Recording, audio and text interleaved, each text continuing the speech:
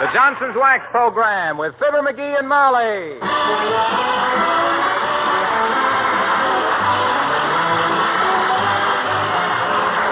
The makers of Johnson's Wax products for home and industry present Fibber McGee and Molly with Bill Thompson, Gail Gordon, Arthur Q. Bryan, and me, Harlow Wilcox. The script, by Don Quinn and Phil Leslie, is produced and directed by Frank Pittman, with music by the King's Men and Billy Mills Orchestra.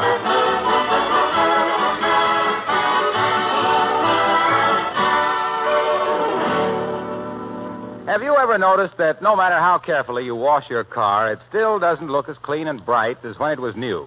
Well, that's because water will not clean a car. It won't remove that greasy surface film built up by bugs, tree sap, tar, oil, and exhaust fumes. But Johnson's Car-New will. It cuts through that film in no time at all. Car-New does the job the quick, easy way. Here's how it works. Car-New is wax-fortified and contains powerful cleansing ingredients. Apply Johnson's Car-New. The cleaning ingredients quickly dissolve stubborn, dulling film. Even the gummiest, stickiest grime disappears after just a bit of rubbing. Car-New then dries to a white powder. Wipe that powder off, and almost like magic, your car is polished, sparkling bright. Car-New cleans and polishes at the same time. One application is all it takes to give your car a really professional showroom shine.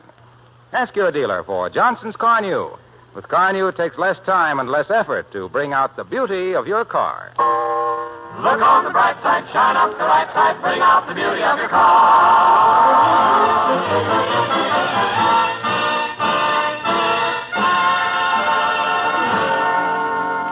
Some of the world's most daring speculators have never seen Wall Street, a stock ticker, nor a customer's man. Some of them just stand in the front window and speculate on what their husbands are so excited about as they come hurrying up the front walk. In this case, it's speculator Molly McGee and homecoming Fibber as we meet Fibber McGee and Molly.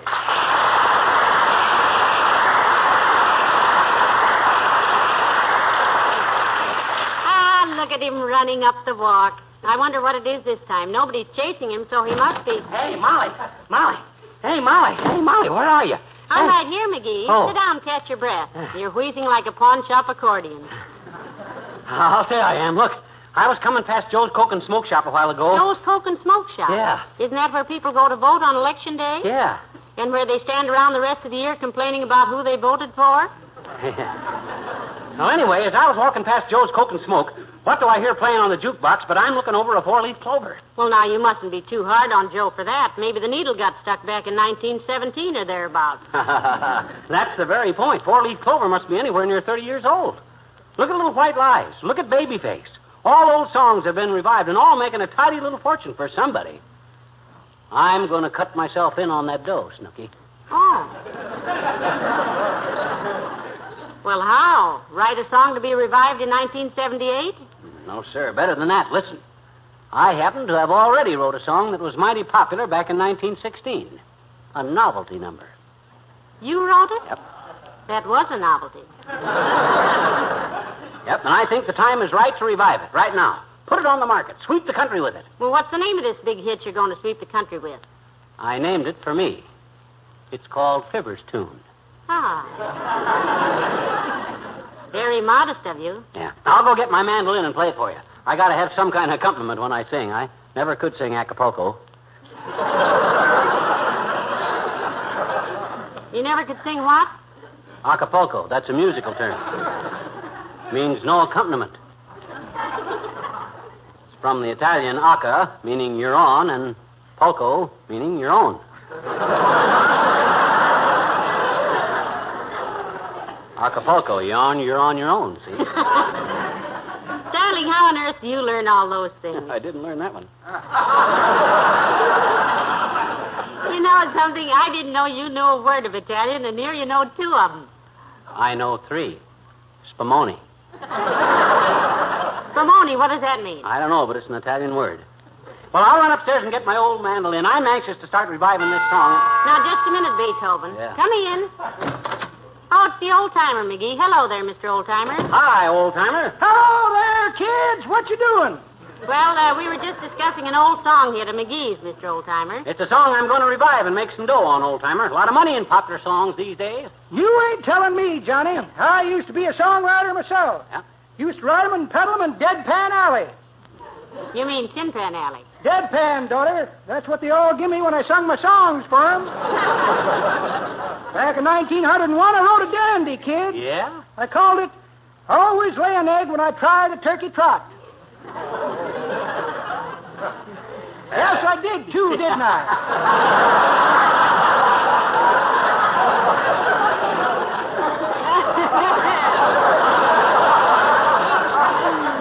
It sounds like it might have been a big seller.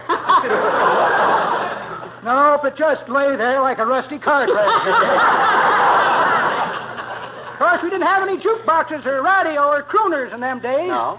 How many copies of a song can you sell by having it sang by a singing waiter with adenoids and a walrus mustache that strains out all the best lyrics? Well, what was your biggest hit, Mr. Oldtimer? Well, daughter, I think my biggest hit was a campaign song I writ when Grover Cleveland run for president. Went like this. Da-dum, ba-dum, dum, dum, boom. I'm looking over a man named Grover that I overlooked before.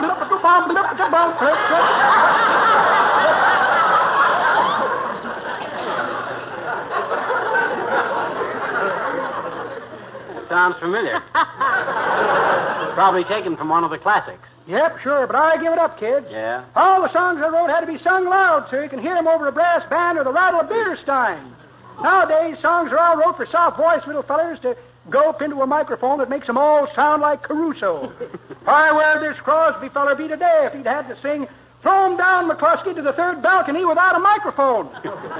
Well, I don't know where Crosby would be, but McCluskey would be way up on the hit parade.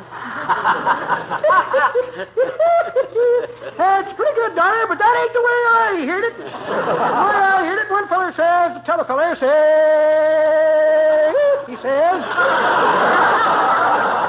modern medicine is really going places. They just cured my uncle of stealing horses. That's so, says the t'other feller. How they do it? Psychology? Nope, says the first feller. They give him shots. 3 of them in the seat of the pants.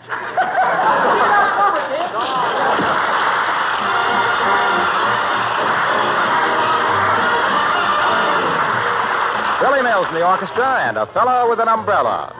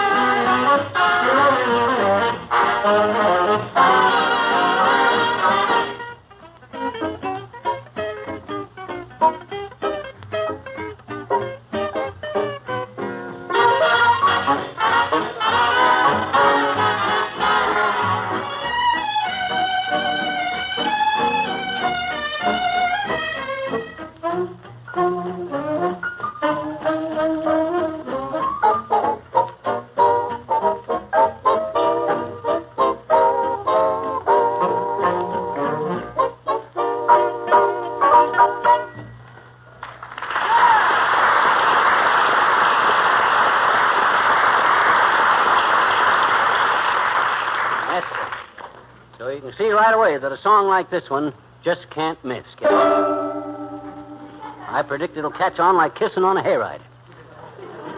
Here, let me sing it for you. Oh, Peanuts. How do you like it so far? Well, maybe it'll grow on me, dearie. Sure it will. Wait till you hear him sing it on the radio this afternoon over at WVIS. On the radio? Sure. My goodness, those quiz shows will do anything, won't they? Oh, didn't I tell you? Every afternoon, the King's Men sing a bunch of songs wrote by local songwriters like me that they draw out of a hat, see? How could they draw you out of a hat? Huh? Oh, I see. They draw the songs out of a hat. Sure, they draw the songs. When the guy reaches into that hat this afternoon, there'll be 100 song titles in that hat, and by an odd coincidence, every one of the song titles will be Fibber's tune by Fibber McGee. Heavenly days. How'd you ever arrange that? Well, that's a trade secret, my dear. Oh? Yeah. And the fact that the guy who holds the hat for the King's Men to draw out of happens to owe me $4 from the Elks Club, that's got nothing to do with it. I see. Pure coincidence. Yeah. When you got a talent for writing and a talent for shooting angles like I got, Tootsie, plus a natural musical talent and a talent for... Hold it, talent. That's probably Arthur Godfrey. Come in. Oh, it's the weatherman, McGee. Hello, Mr. Williams. Good afternoon, Mrs. McGee. And, well, what's the mandolin for, McGee? Hmm? If you're thinking of becoming a wandering minstrel, I'll drive you to the edge of town. No, I was just running over an old song I wrote, Foggy. And keep a tight grip on your hat, Mr. Williams, because at the drop of one, he'll sing for you. Yep. You're looking at the author of that dynamite song hit in 1916, which I'm about to revive and make a fortune out of, entitled Fibber's Tune, Foggy. Really? Mm-hmm. Well, that's a foolish enough title to become moderately successful, McGee. Thank you. I suppose everyone tries his hand at songwriting sooner or later. I once tried it myself. That's all. Yes. Yes, I was running a weather station at the North Pole all alone at the time and took up songwriting to keep myself company. That's a good way to keep yourself without company, too. What were some of your songs, Mr. Williams? Yeah, maybe we've heard them, Foggy. Well, I wrote one that the Eskimo women used to sing when their husbands went out whale hunting. I called it Blubber, Come Back to Me.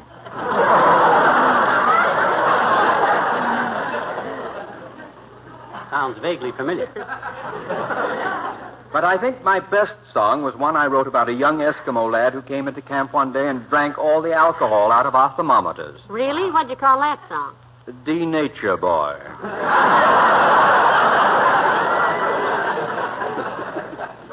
Oh, brother. No wonder you were alone up there. Were you really all by yourself, Mr. Williams? Oh, yes, yes. My only companion was a young penguin that hung around my camp. Oh, a penguin. Those are the little birds that always wear tuxedos, aren't they? Yes. He was a great help to me, this penguin. I shall never forget the time my supply ship failed to arrive. Yeah? That little penguin found me almost dead from starvation and saved my life. Oh. Saved your life? My gosh, he must have been smart. No, but he certainly was delicious.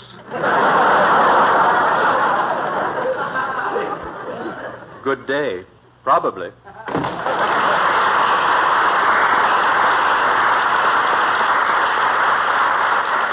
Hey, Foggy bailed out of here so fast I didn't even get to sing my song for him. Mm-hmm. And he thinks the North Pole was a narrow escape. Oh, well. He can hear it this summer on every jukebox and radio set in the country. Maybe he'll stay in the city.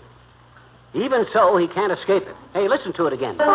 Oh, peanuts.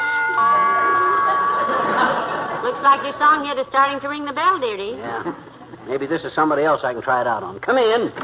Hello, Molly. Hi, pal. Hello, Mr. Wilcox. Come on in. Hi, Junior. Pull up a chair and listen to the greatest 1916 song. Oh, gee, I've had a swell afternoon, kids. I was over at the club taking a swim and ran into a friend of mine who just bought a new car. Well, that's fine, Junior, but Said he took it out on the road over the weekend, got it all grimy and dusty. Yeah, but... He was pretty discouraged about losing that beautiful showroom shine it had, till I told him how easily he could get it back with Johnson's Car New. Oh, is he eager today?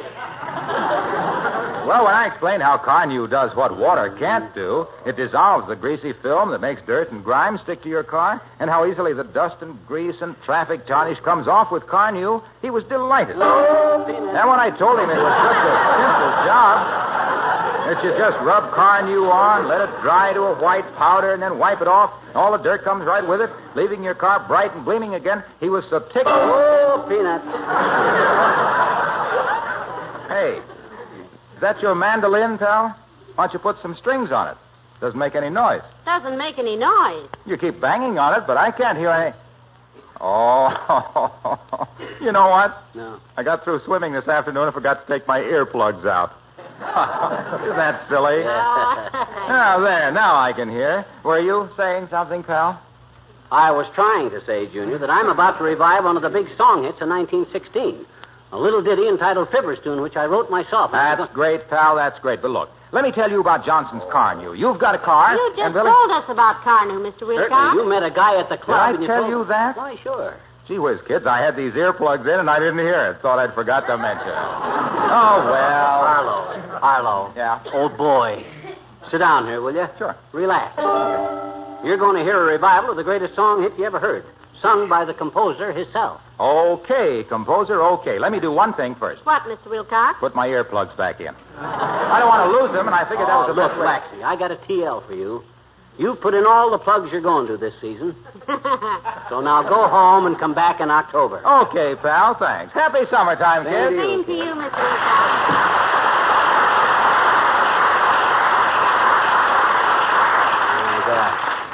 Try and find anybody around this neighborhood with any musical depreciation. Hey, how do you like the song by now, Molly? Is it growing on you yet? Well, I'm not quite sure, dearie. I'll think it over while I'm upstairs sorting the laundry. Oh, okay. You keep singing. Okay. You keep singing it to yourself, and maybe you'll get tired of it before long. Okay, kiddo. Ah, there goes a good kid. She didn't realize when she married me that she was getting into the big dough. She thought I'd be an old man before I hit the jackpot, and here we are on the road to riches, and I'm still only... Ooh, don't time fly. I didn't realize how... Come in. Hi, mister. Oh, hi, sis. I'm glad to see you. Here, toss the torso in a chair and take the tension off your metatarsals, Teeny. Well, I said, aren't you out of school a little early this afternoon, sis? Oh, sure. Me and Willie Toops got out early for a reward, I betcha. Oh? On account of we got 100 in history today for doing our homework right. Oh, you did, eh? And our teacher. I said you did, eh? Who did? You and Willie Toops. Did what? Got 100. Where? In history. Where? Today. Why? For doing your homework right. I know it.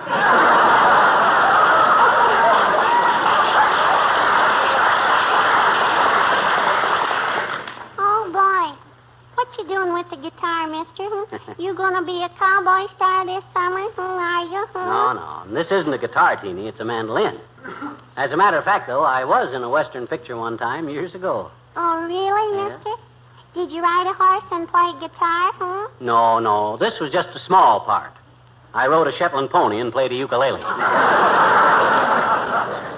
But as long as you asked about this mandolin, I'll play something for you. Oh, boy. Music. Yeah. I'll sing you a little song I wrote myself back in 1916, sis. It's going to be a big hit this summer. The King's Men are singing it on the air, and you'll hear it on jukeboxes, radios, merry-go-rounds, sheet music. Oh, boy. Will my mama be able to get the music and play it on our piano, mister? Will she on our piano? Why, sure she will. Mama can't play the piano. Well, then she can have somebody play it for her. We haven't got a piano. Okay, skip it. Here's how it goes. Oh, peanuts go with popcorn. Sunrise goes with dew. Donuts go with coffee. And I want to go with you. Oh, how you like it so far? Oh, let me out of here.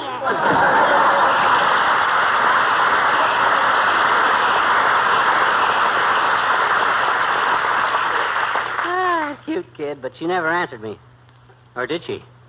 McGee, do you know what time it is? Quick, turn on the radio. Oh. It's time for the King's Men. Okay. Bring you at this time that popular singing group, the King's Men, with a series of songs by amateur composers. This is it, kiddo. I hope they don't butch it up. The opening number has been drawn out of the hat, and it's Fibber's Tune by a Mr. Fibber McGee. That's it.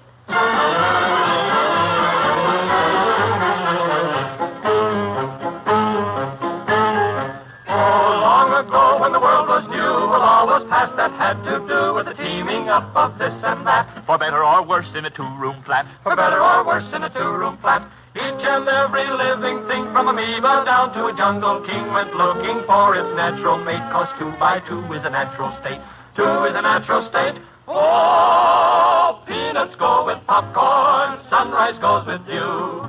Donuts go with coffee, and I want to go with you. Oh, bacon goes with hen fruit, carrots go with stew. Everything goes with something, so I want to go with you.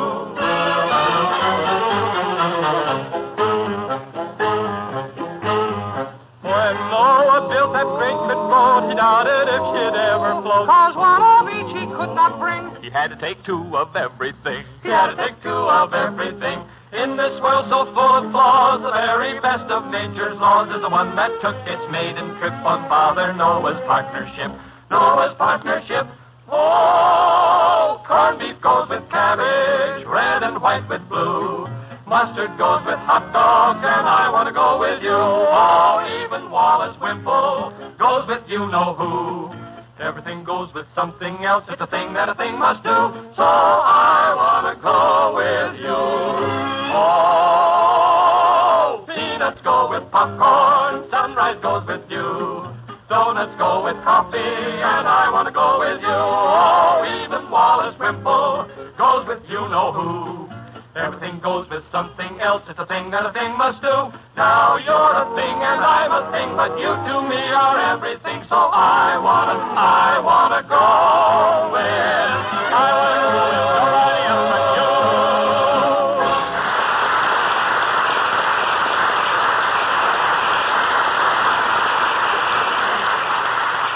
What do you think of the song now, Oh, kiddo? that sounded wonderful, McGee. I'll have to admit I really like it. Certainly everybody will like it. You're going to hear Fibber's tune on every radio program in the country.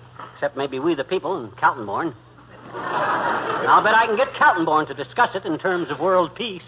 Well, sounds wonderful, dearie, but just what radio program do you think you can get it on and how? That's a cinch, baby. Who's got a musical show that'll be sponsored by Johnson's Wax this summer? Every Monday and Wednesday morning at consult your local newspaper for the exact time. Who?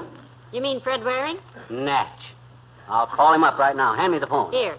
Take a little more cord. It's a long-distance call. Okay. Ah, interruptions. Come in. Oh, McGee, it's Dr. Gamble. Do come in, Doctor. Thank you, my dear, and good day to you, Wet Wash. Hi, Lancelot. Is it true you lost your satchel last week and 3 patients got well before you could find it? Now, McGee, I wish you wouldn't talk that way to the good doctor. Man of his professional standing is entitled to a little respect. But not as little as I get from him. If he did a little more professional standing and a little less professional sitting, his experience would be wider and his pistol pockets narrower. Not to change what seems to you to be such an enjoyable subject, Scuttlebutt, may I ask how you intend to take the swelling out of that banjo? Well, that's not a banjo, Doctor. That's a mandolin. He's been playing an old song he wants to revive. Well, his mandolin playing is a strange way to revive anything. What is this beggar's opera you're promoting, Bucklewart? It's called Fibber's Tune, Tone Deaf. I wrote it myself in honor of myself. He says it was very popular back in 1916, Doctor. So was Russia. Let me dash off a few bars for you, Docky. You'll love it. Oh, Peanut. Look, my boy. Ours has been a long and stormy friendship. Let's not strain it. Huh? I know your voice, and I don't mind saying that I've heard better singing done by a pigeon on a stool under a hot light at the police station. Now, look, I'll get that. McGee's residence, Gamble speaking. Who? Oh, yes, Mrs. Clatterhatch. Oh, her again. How's that, Mrs. Clatterhatch? Your husband lost his nose in a large election argument? I'll be right over. My gosh, Doc, lost his nose? Yes, he was counting the votes when the fight started. Yeah? Saved most of the yeses, but lost all of his nose. Nice summer, kids. I'll miss you.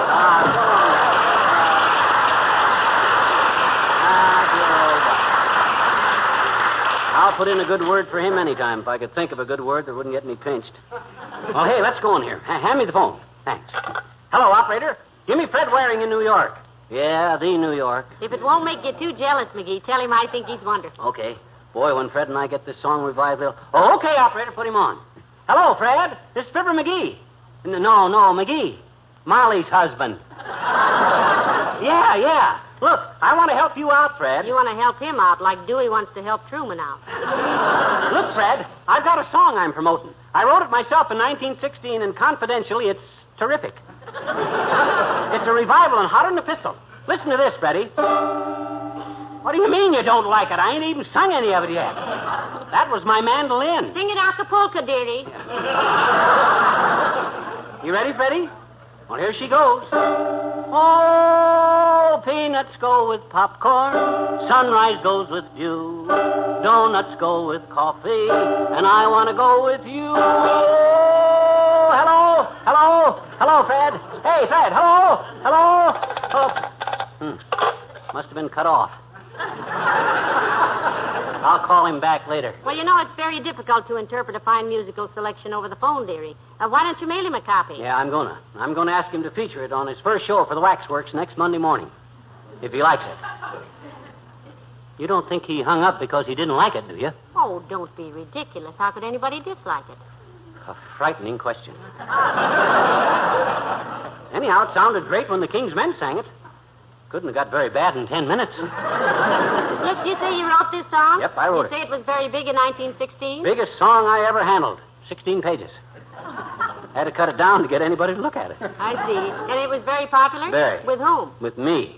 I liked it better than any song I ever wrote. Funny I could never sell it. You mean it never was published? Nope.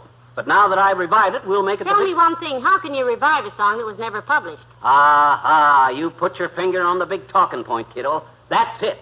This is the first song I ever wrote that was revived before anybody ever heard of it. What a novelty. What a... Hey, let me run over it again for you. Please do, and I'll help you, dearie. Oh, peanuts go with popcorn. Sunrise goes with dew. Donuts go with coffee. And I want to go with you. Oh, bacon goes with hen fruit. Carrots go with stew. I'm going on vacation. And I'm gonna go with you.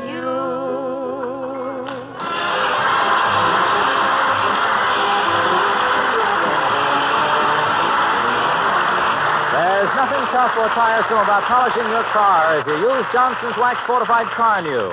As a matter of fact, with Car New, it's really quite simple and easy to make your car bright and shiny. You merely apply Car New with a dry cloth. Rub just a bit to loosen road dirt and grime, then let dry to a white powder. Wipe off the white powder, and presto, your car is polished. You see, Johnson's Car New does two jobs at once. It cleans, and at the same time, it polishes to a bright, shining luster. The secret is that Car New dissolves that sticky traffic film built up by bugs, tree sap, oil, and exhaust fumes. Water alone won't remove that greasy road grime, but Car New will, quickly and easily. No aching elbows, no aching backs. Car beauty comes easily when you use Johnson's Wax-Fortified Car New. Try it and see for yourself. Yes, sir, you show me a man who's used Johnson's Car New, I'll show you a man who's found the easy way to bring out the beauty of his car. Look on the bright side, shine up the right side, bring out the beauty of your car.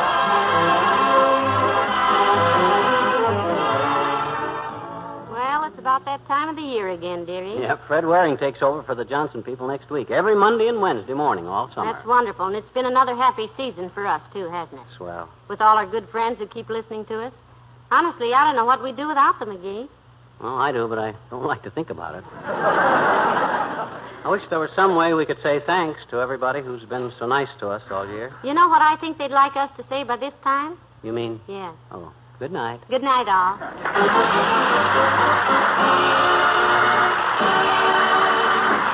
Fibber McGee and Molly will be back October 5th. In the meantime, the makers of Johnson's Wax products bring you Fred Waring and his Pennsylvanians every Monday and Wednesday morning. Consult your local newspaper for the correct time and tune in next Monday morning, won't you? This is Harlow Wilcox saying good night.